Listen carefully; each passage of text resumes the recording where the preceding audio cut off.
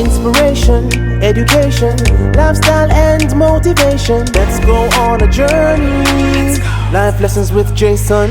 Tell me, are you ready? Hello. So hello everyone and welcome back to another Life Lessons with Jason. Today, we have a very special guest with us. We have Mr. Wayne Whyte today, sitting down for life lessons. Special. Special guest. All my guests are special. So how are you doing, Sir Wayne? Ask me another question. With all of this COVID thing and what's going on in the world and economic crisis, and I don't see the prosperity yet. You see it? You don't see, yeah man. Show up all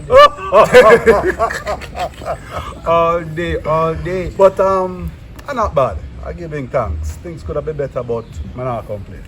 Good. So you're new to this set for us for life lessons, and what we do here is we just speak about our experiences and then try to drop some gems for persons who are listening, to help them as they go through life. So let's start simple. Wayne Whyte, who is he? How did you grow up? What was life growing up for you?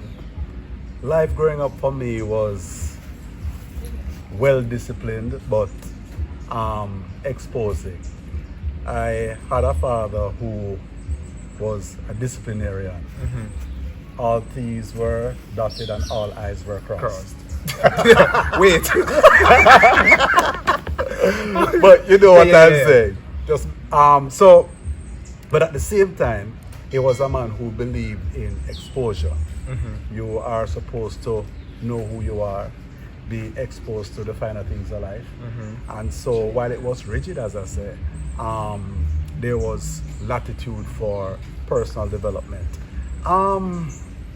I never did like my child in that extent, because some things when I see my friends them do, when I want to do, couldn't get to do, for staying at the yard. And it was very rigid. I can get an example. At 23 years old, my curfew was 10 o'clock. What do you mean? 10 o'clock p.m.? At 23? At 23. Okay. Hold on, did I tell you I was working? Wait, so hold on. you are a grown working man with a curfew. Yeah. Okay. Because I can't relate. my father believes that from your finished work, production stop. Free time is idle time, and idle time means trouble. So you come to your yard and keep away from trouble. But it was old school, and I mean, I wouldn't grow my children like that, no. But I don't know if we can say it worked for me, because it restricted me from experiencing certain things, and you actually wanted to cheat, so to speak, to get the experience of what it was like to maybe go to a party or stay out with your friends them for a little while. But all in all, it was good, rigid but good, because as I said, the exposure was there. In that, in terms of your personal development, money was not spared where that was concerned, both academically and personally. So if you found out that you had an interest, like for me, I love to read. Yeah. And books were invested. For me, okay. I love words. Always did. I used to get beaten a lot because they would have sent me to the shop and I'd be reading the words on the cans, because I'm fascinated by words. And they would have to call up at the store sometimes to say, if you look at what they're selling down for me. Or my mother and my father come up personally and whop you. Alright, so I know you for being in media, but growing up, did you want to be in media? No, but I guess I was earmarked for it.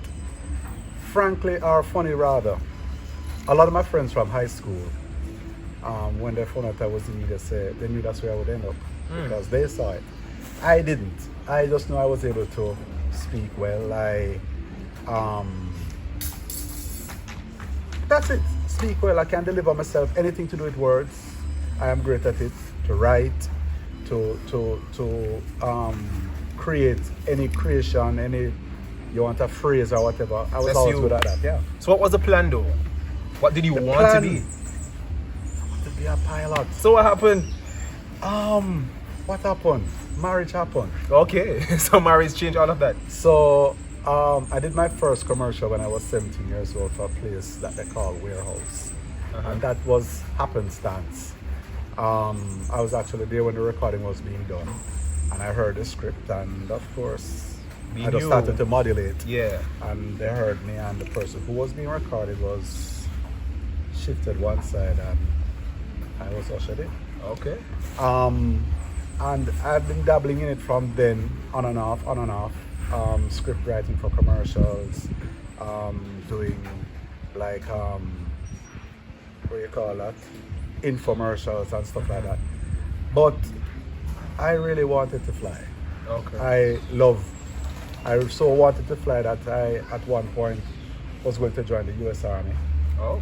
My parents, my mother especially, said no, because at the time there was the Falkland War going on, and she said that last in first out, and she was fearful. So because I have an aunt who at the time was a captain, and she was encouraging me, so I was out of that. Then I went to Air Jamaica and worked there for 12 years, and I was in customer service, set up myself to segue into in-flight so that I could observe the pilot then and go flight school at the same time. But it was a young marriage then, and my wife was saying, boy, no, so these jobs take care from your family for, extended period of time, and it was a young family, young baby, all of them sort of things. So okay, that killed that vibe. But funny enough, how I got into radio, same here in Jamaica. Oh. Yeah. So how did I get into media? Yeah. Full time. It was through Air Jamaica as well.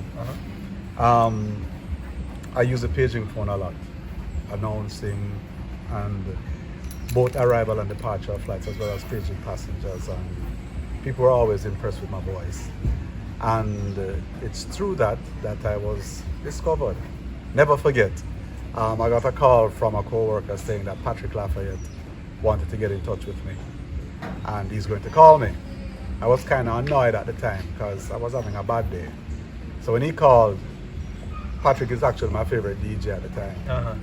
But when he called, it never sounded like him. So, when you go through radio, you go through all of the diffusers and all of these things, your voice come up more refined. They didn't sound like him, so I hung up on the person twice. The co-worker called me back and said to me, why you hanging up on the man? So I said, that's not Patrick. I know Patrick voice, that's not Patrick. So the person called back the third time, and after talking to them for a while, I found out that it was really him. And they asked me to do an audition, and then I did it, and the rest is history. Yeah. So now, we're in media. So what was life like in media? As in, because your voice was everywhere. Everywhere. Yeah. And you were doing weddings, you were doing events, functions, your voice was distinct. It was a known voice. It was distinct, it was a known voice, and while there were other premier voices there within the media landscape, the Andrew Lawrence, the Courtney Campbell, the Michael Anthony Cuff, the Paula Porta, the Francois Saint-Just, all of these people. I had my little niche, and it opened a lot of doors in terms of getting public speaking engagements. And it opened a lot of doors also because, when you have special events, the media ID allows you access whereas the other person wouldn't. So yeah, it had its perks. So what was your favorite thing about working in the media? Radio. Radio? I have done radio and I've done television, and I prefer radio. Why? Radio forces you to be more creative. When you do television, people are actually seeing what you're describing, so it's not too difficult too.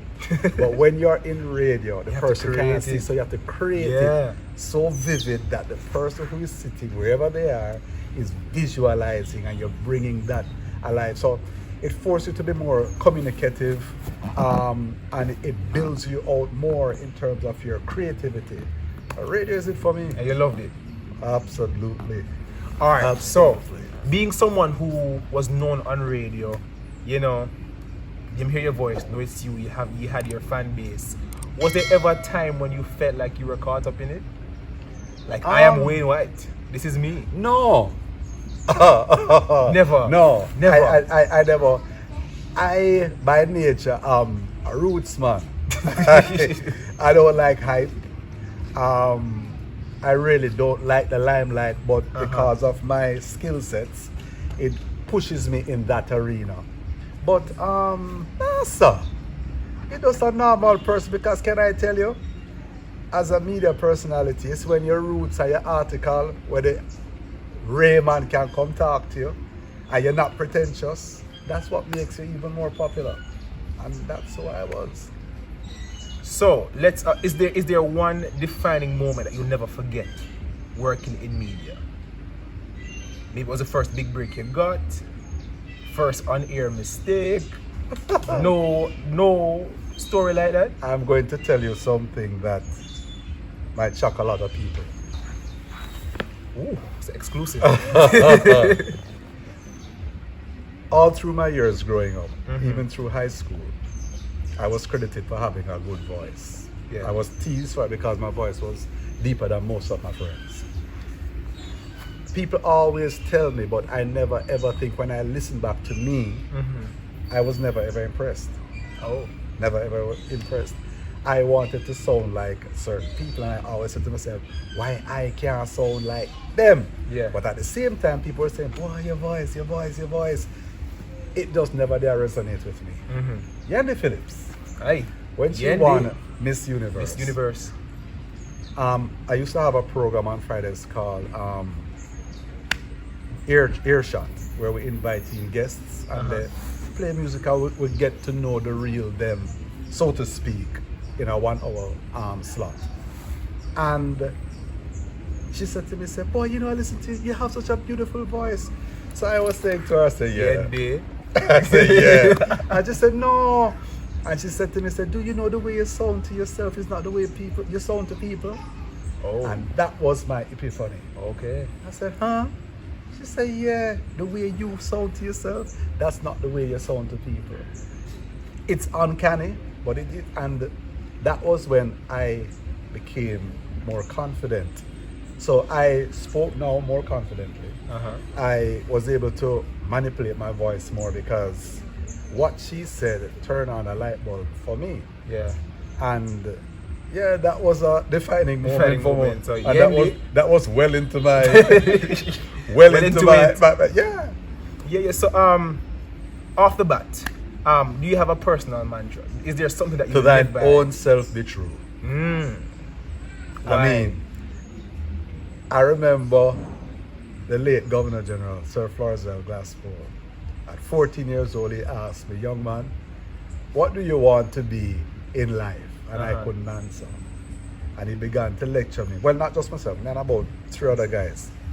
Because incidentally, them times that people used to take time out for people. And he was saying to us that we're not too young to know where we want to go. But at 14 years old, you're not thinking about that. And he said to me, or to us, that the man who fools himself is a fool of the first order. The man who fools himself is a fool of the first order. In other words, you can't find a bigger fool than that. And from then, him say, you must always be true to yourself. And I've never forgotten that. And my mantra has always been to thine own self be true. Yeah, you mess up. Yeah, you'll buck your toe and things will happen. But at the end of the day, be real to yourself, be real to yourself. Yeah. Yeah. We're not infallible Well. as people. And We're human. We are human, even though some of us tend to think that we aren't. But we are. And inadvertently, we're going to mess up. The fact of the matter is that when you do, don't try to pull no wool over your eyes and tell yourself, say, boy, don't worry yourself and everything. No, just be real. First responsibility you have is to yourself. And if you don't love number one, you can't love nobody else. And loving number one means you have to be true, and that is to you. All right. So you're not in media right now. Is there something you're passionate about now? Like something you want to get into or something you're working on? Motivational speaking is something that has always been on, and it's funny that you should ask that because I was having a discussion just this afternoon, and psychology is something that comes readily to mind, but I want to term it spiritual psychology. Why? Because I realize that in church there are a lot of people who are broken, a lot of people who have issues, and I was thinking to myself, I was saying to the person, say, sir, I'm going to pursue psychology, get some money or get a scholarship and pursue it. And I want to tie it in with the spiritual aspect from a church standpoint. Yeah. It's one thing to approach it from the clinical, but when you know that there is a spiritual side, because the life of a Christian is not ordinary. It's not. And there are times when, because of who we are, much is expected of us, and we're expected to measure up. And people don't realize that you are first a human being before you're a Christian. Yes. And so when you mess up, people see the title, they don't see the man or the woman. Because you're not supposed to mess up as a Christian. Christians don't do that. Exactly. Wow. So because of that, you find that some people are under pressure. We might call it peer pressure in a regular word.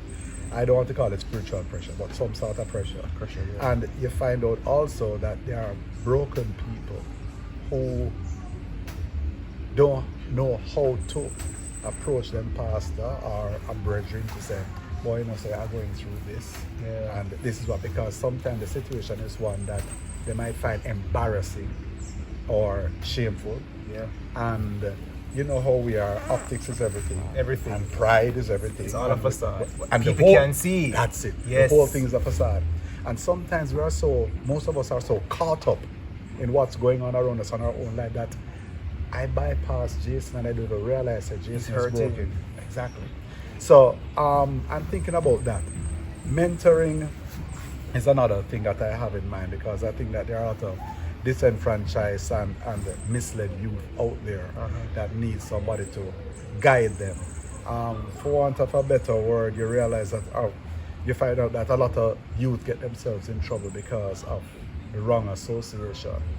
And everybody's seeking their truth. If I as an adult still am seeking mine, and how much more so a young person who have a whole life before it or her, they want to find it. And so I want to delve into that. Speaking, my gift is communication. That's you. a gift. That's my gift. Yeah. And I believe that my purpose is to motivate and uplift and inspire. And that's the direction that I want to go. But I'm also a mind jockey. I like to get into people's head. I like to sit and just observe people, figure out, try to preempt what they're going to do, to understand why they do and why they, behavioral patterns and stuff like that. And so that's where I am. That's where I want to go, and that's what I have plans towards now. All right, so now we're at the moment when it's time for you to speak to the persons who are viewing. They have been talking to all this time. As in directly to them. So, from your life experiences, your upbringing, your challenges, the things you have overcome, what are some gems, some life tips that you would like to share with persons? Well, first and foremost, you must be true to yourself. Don't fool yourself. Don't tell yourself that you are this when you are not. Stay in your lane. Every single man upon the face of this earth, it is my belief, is born with a gift. We need to identify what that gift is. It is by that gift, when the Bible says, by the sweat of your brow you shall eat bread, and by that gift. A lot of us, what I realize is that because Jason works in the bank, my gift is farming. But I a hot boy, I don't want to get my hand in it, so I want Jason's gift. Jason's gift is not mine. Not but if gift. I put my hand in the ground, I know that I can make bananas and all of these fruits and vegetables come in abundance. And that's how I make my living. Find out what your gift is. Because your gift serves a purpose, not to yourself only, but to mankind in general. Because that's how we were created. Every single one of us that have a gift, the gift was meant to serve the greater population. Not for you, for the greater good. Not for you as an individual. The next thing, they said that proper preparation prevents poor performance. We have to be always prepared. We can't live life by flying by the seat of our pants like we're mavericks. We have to put plans in place and contingencies just in case those plans fail, and contingencies for those contingencies. A lot of the things that we find, our situations we find ourselves in, is because of a lack of planning. Life must be planned out. It's the only facet of life that gives you the answer. First, And the lesson first, and the question comes after. Everything else in life, you get the question, you get the lesson, then you can answer. Life gives the answer first. So there's no second time around. There's no replay. You understand? So we have to try and get it right as best as we can in the first go. So plan, prevent your poor performance by being true to yourself, identify your gift, fulfill your purpose, and that is wholesome and fulfilling more than any money, any gold or diamond or whatever riches it can. Self-fulfillment is one of the most richest things, is the richest thing anybody can experience, when you know that you have done something and you feel that pride that you are able to contribute to a situation, to an individual, to an organization, and that made a change in the general scheme of life. So there you have it, guys. So thank you so much, Sir Wayne, for sitting with us. And this was another episode of Life Lessons. Before you go, don't forget to like, share, subscribe, and comment. And we're growing the community, so don't miss the journey. All right, guys, stay safe. And God bless.